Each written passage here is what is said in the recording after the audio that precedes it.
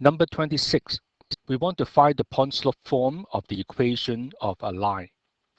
In order for us to find the equation of a line, we need to know a point and the slope. We already have a point, 2, negative 3, but we don't know the slope.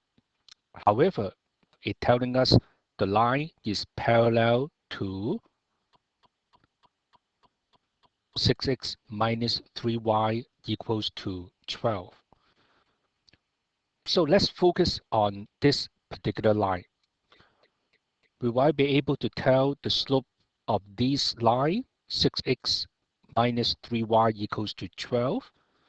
If I can turn it in slope-intercept form, y equals to mx plus b, we could easily identify the m, the slope. So let's see if we can turn that into y equals to mx plus b form.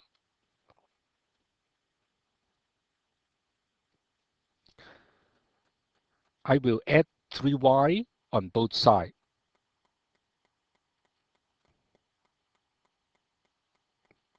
By doing this, we will bring the 3y to the right-hand side. And then we minus 12 on both sides.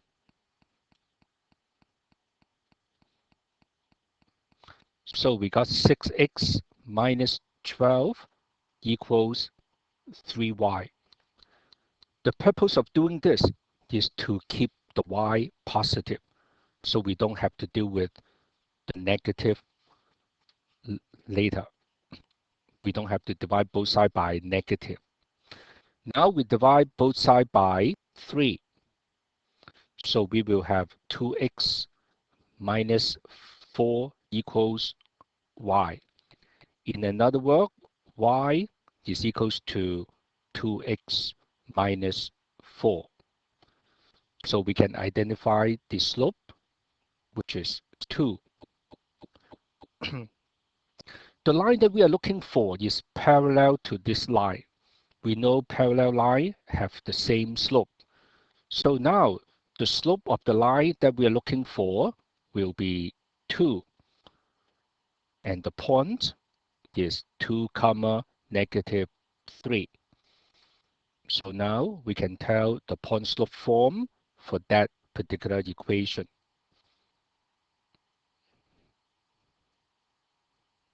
The point-slope form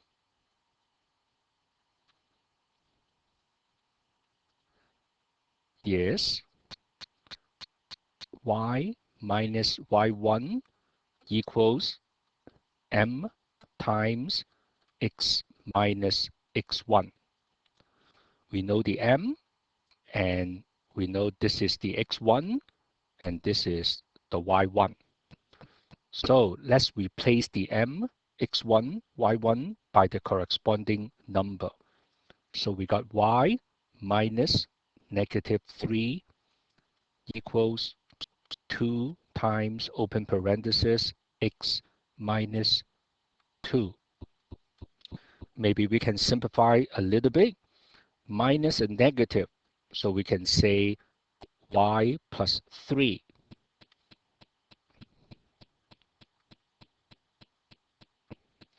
And this is the answer for the first part.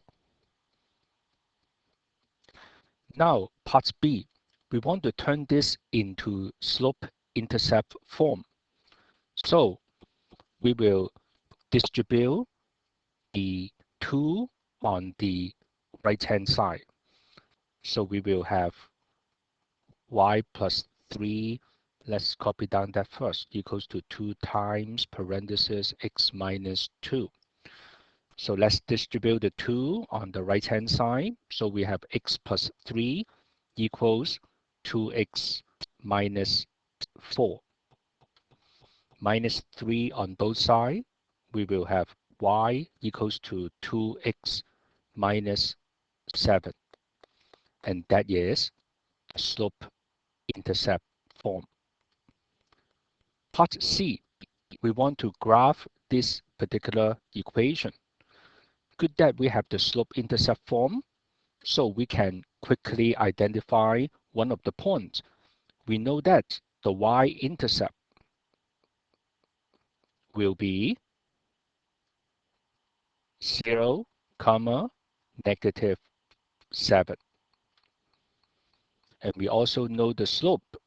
The slope is equals to 2, which is 2 over 1. And the slope is the change of y over the change of x. In another word, when x increase by 1, y will increase by 2. So now we can graph it out. Let's label the x-axis, y-axis, and the oops, I apologize. Let's see. And the y-intercept, I'm sorry, the y-axis. So we have the y-axis and the origin. So let's label the x-axis.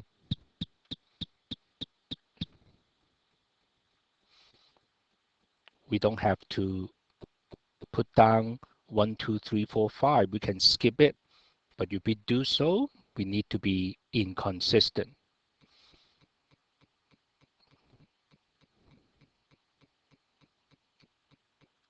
This is -2, -4, -6, and -8.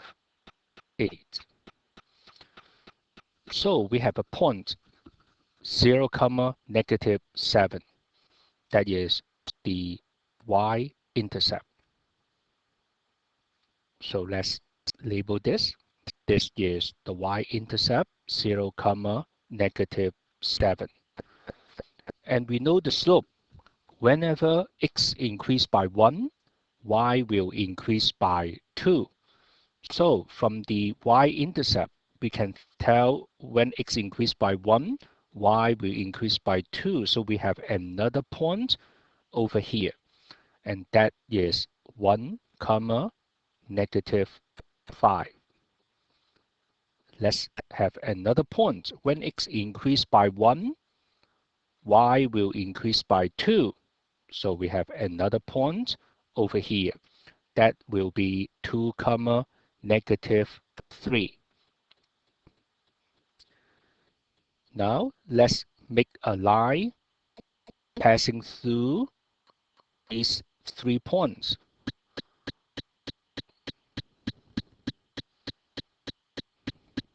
Make sure we use a ruler.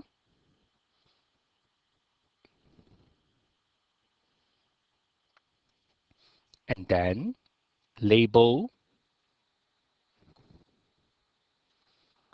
the line, which is y equals to 2x minus 7. Finally, from the graph, part D, from the graph, determine the coordinates of the x-intercept. Well, this time is a little tricky. The x-intercept is right in the middle of the box. So we know 2 is here, 3 is here, 4 is here. So what would be the x-intercept? The x-intercept would be right over here. That is the x-intercept. Can we tell the coordinate? That would be 3.5, 0.